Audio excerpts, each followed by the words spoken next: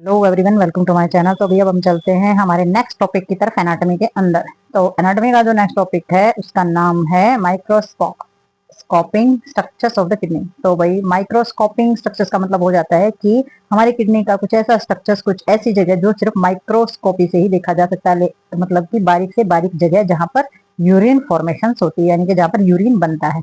ठीक है, तो किडनी के उस स्ट्रक्चर्स के बारे में हम बात करेंगे। तो किडनी में जो कंसिस्ट होता है वो हमारा माइक्रोस्कोपिक स्ट्रक्चर्स है, नेम्ड नेफ्रॉन। तो ये जो हमारा स्ट्रक्चर्स है इसका जो नाम है वो नेफ्रॉन है। तो नेफ्रॉन जो है वो हमारी 1.25 मिलियन पर किडनी, यानी कि हमारी किडनी के अंदर जो है वो लाखों की संख्या में नेफ्रॉन पाई जाती है। तो नेफ्रॉन का वर्क क्या होता है? Etch nephron contain the structures in the order in which fluid flow through them. तो जो हमारी ये क्या करती है, हमारी जो नेफ्रॉन्स होती है, ये हमारा जो स्ट्रक्चर्स होता है इसके अंदर होता है फ्लूइड, और ये फ्लूइड को कंटेन करने का काम ये करती है।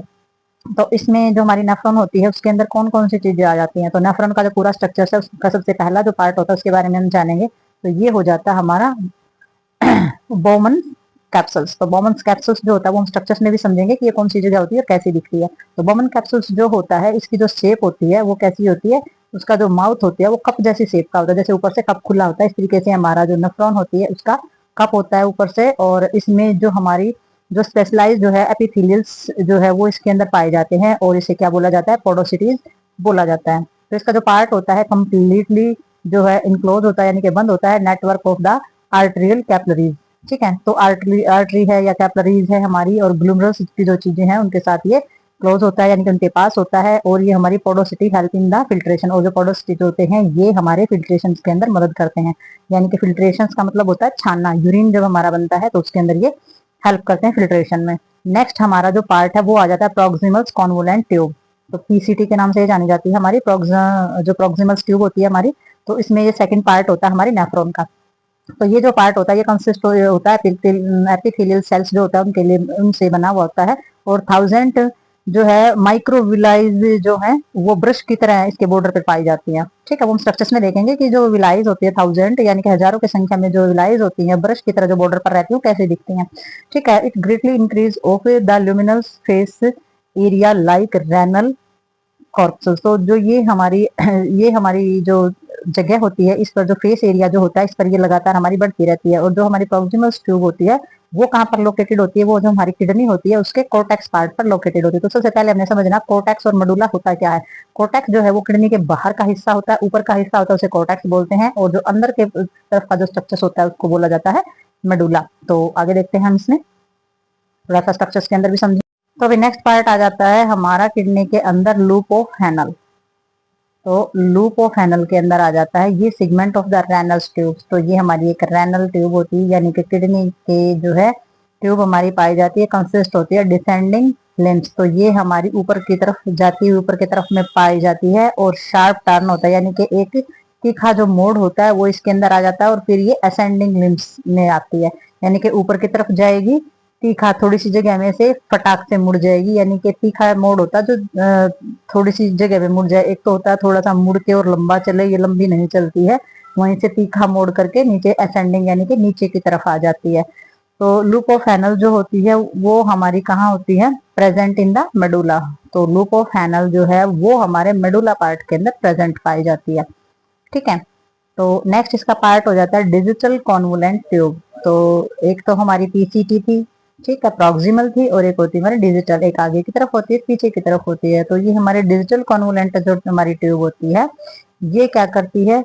ये हमारा जो इसका जो पोर्शन होता है हमारी ट्यूब का, हमारी ट्यूब का जो पोर्शन होता है ये बियॉन्ड होता है, हमारे लूप ऑफ हैंडल्स जो होता है उसके बियॉन्ड पाया जाता है। और ये थिक यानी कि मोटी असेंडिंग होती है जो हमारे लूप ऑफ हैंडल्स में पाई जाती है। ठीक है, तो ये बहुत ही मोटी और नीचे की तरफ आती हुई हमारी ट्यूब होती है जो लूप ऑफ हैंडल्स के असेंडिंग में पाई जाती है। समझ में आ गया? कॉन्वोलेंट्स जो हमारी असेंडिंग होती है और डिसेंडिंग होती है वो हम स्ट्रक्चर्स के अंदर देखेंगे अभी। नेक्स्ट हमारा पार्ट होता है कलेक्टिंग ट्यूब्स। तो कलेक्टिंग ट्यूब्स हमारी कौन सी होती है? ये जो ट्यूब होती है ये ज्वाइन होती है हमारी डिजिटल ट्यूब से। ठीक है, तो डिजिटल ट्यूब से ये हमारी ज्वाइन हो जाती है नेफ्रॉन के अंदर। और जो कलेक्टिंग डक्ट जो होती है वो ज्वाइन होती है लार्ज डक्ट से, और लार्ज कलेक्टिंग डक्ट जो होती है वो रेनल पिरामिड के अंदर क्या करती है? Conversion of the tube that the open of the renal Pipla. तो ये हमारी जो है एक दूसरे से ज्वाइन हो जाती हैं और जा करके कहाँ पर खुलती हैं, हमारी रेनल यानी कि जो किडनी होती है उसके पिपला पार्ट्स में जा करके खुलती हैं। और ये क्या होता है, इसके अंदर स्मॉल हमारा कैलिसिस जो है वो बनाती हैं। ठीक है, तो ये होती है हमारी कलेक्टिंग ट्यूब, जो हमारा लास्ट पार्ट होता है। इसके बाद तो हमारा जो यूरिन होता है वो हमारा कहाँ आ जाता है, किडनी का जो पेल्विस होता है वहां पर यूरिन पहुंच जाता है। तो नेक्स्ट देखते हैं हम इसमें।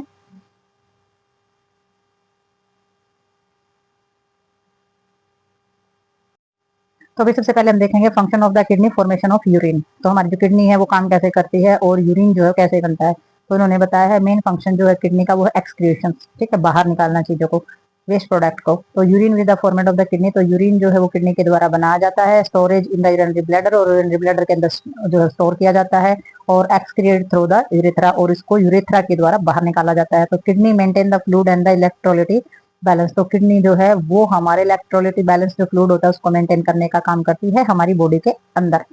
ठीक है, तो ये क्या करती है, रेगुलेट करती है हमारे पीएच लेवल को और एक्सक्रिएट करती है हमारे हाइड्रोजन आयन को। तो इसमें हमारा जो फंक्शनल यूनिट जो होती है by the excrete of the hydrogen ion. तो एक्सक्रिएटिंग हाइड्रोजन आयन के द्वारा ये हमारा जो पीएच लेवल होता है ना उसको कंट्रोल करने का काम करती है। तो इसमें जो फंक्शनल यूनिट है हमारी किडनी की वो क्या है, नेफ्रॉन। तो नेफ्रॉन जो होती है वही फंक्शनल यूनिट होती है, वही सबसे ज्यादा काम करती है। तो इसमें हमारा forms urine bye means of the three process. तो इसमें जो यूरिन होता है वो तीन प्रोसेस के द्वारा बनता है, सिंपल फिल्ट्रेशन के द्वारा, सेलेक्टिव हमारा रीऑब्जर्वेशन के द्वारा, और हमारे सेक्रेशन के द्वारा।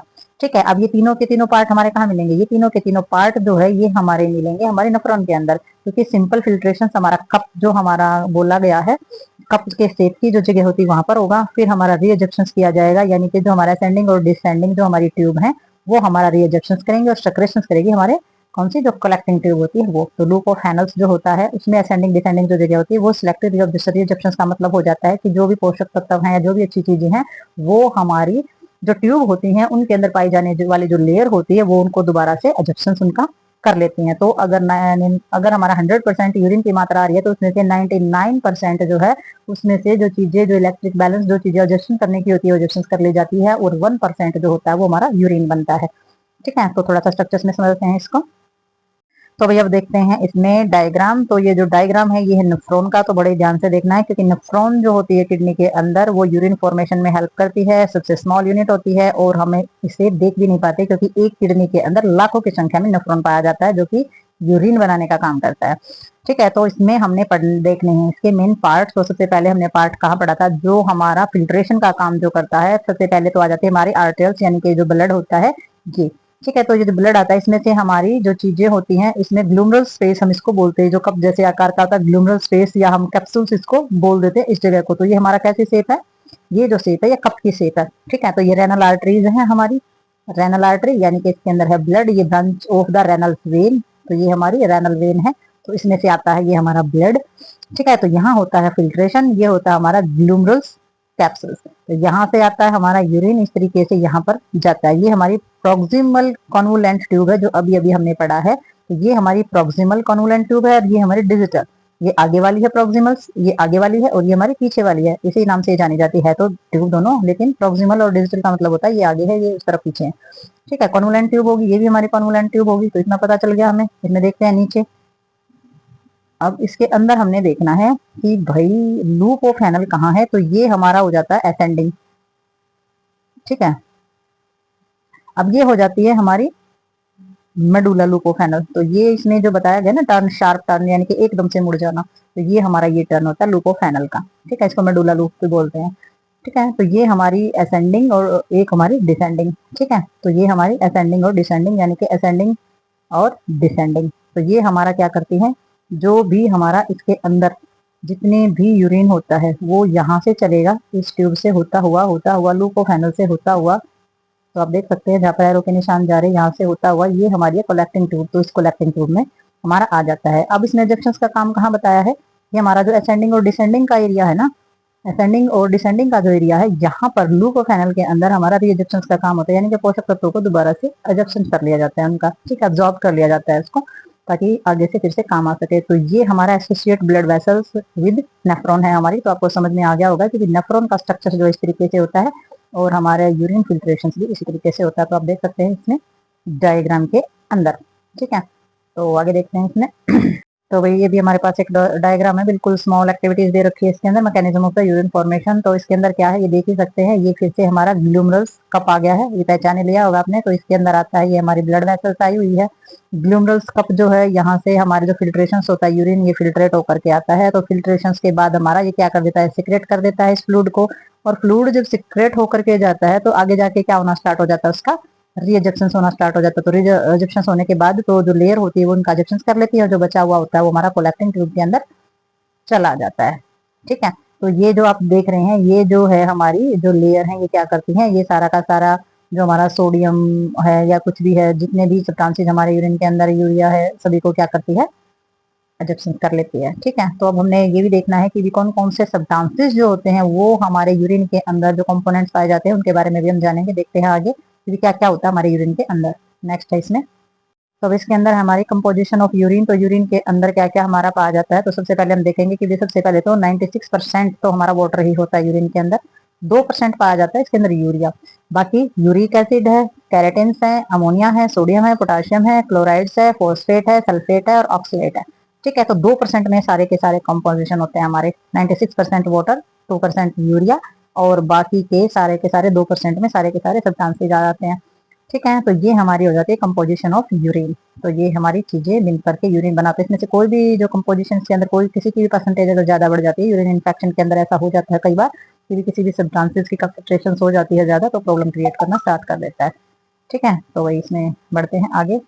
तो भाई इलेक्ट्रोलिटी बैलेंस आ जाता है इसके अंदर। इलेक्ट्रोलिटी बैलेंस के अंदर हमारी जो चीजें आ जाती हैं ड्यू टू चेंज, एक तो बॉडी वाटर कंटेंट की वजह से आ सकता है, या इलेक्ट्रोलिटी बैलेंस। इलेक्ट्रोलिटी बैलेंस में तो आपको सब्सटेंसेस का पता ही होगा, हमारे यही होते हैं, पोटाशियम, सोडियम, ठीक है, और फॉस्फेट, आयन, ये सारी की सारी जो चीजें होती है हमारे इलेक्ट्रोलिटिक लेवल होता है हमारे वाटर के अंदर, सारी की सारी चीजें होती हैं। और बॉडी वाटर कंटेंट, तो ये हमारा क्या करते हैं, इन्हीं की वजह से हमारा क्या होता है, इलेक्ट्रोलिटी बैलेंस जो होता है बॉडी का वो टिका रहता है। और हमारा इलेक्ट्रोलिटी बैलेंस जो होता है वही हमें देता है ऊर्जा। क्योंकि आप खाने के बगैर रह सकते हैं, लेकिन पानी के बगैर इलेक्ट्रोलिटिक जो बैलेंस अगर हमारा कम हो जाता है तो उसके बगैर हमारी दिक्कत करना स्टार्ट कर देती है हमारी बॉडी। तो बॉडी में वाटर कंटेंट कंप्लीट होगा तो इलेक्ट्रोलिटी लेवल जो है आपका सही रहेगा। तो ये होता है आपका टॉपिक कंप्लीट। तो मिलते हैं नेक्स्ट टॉपिक में और नेक्स्ट वीडियो के साथ, तब तक के लिए बाय बाय।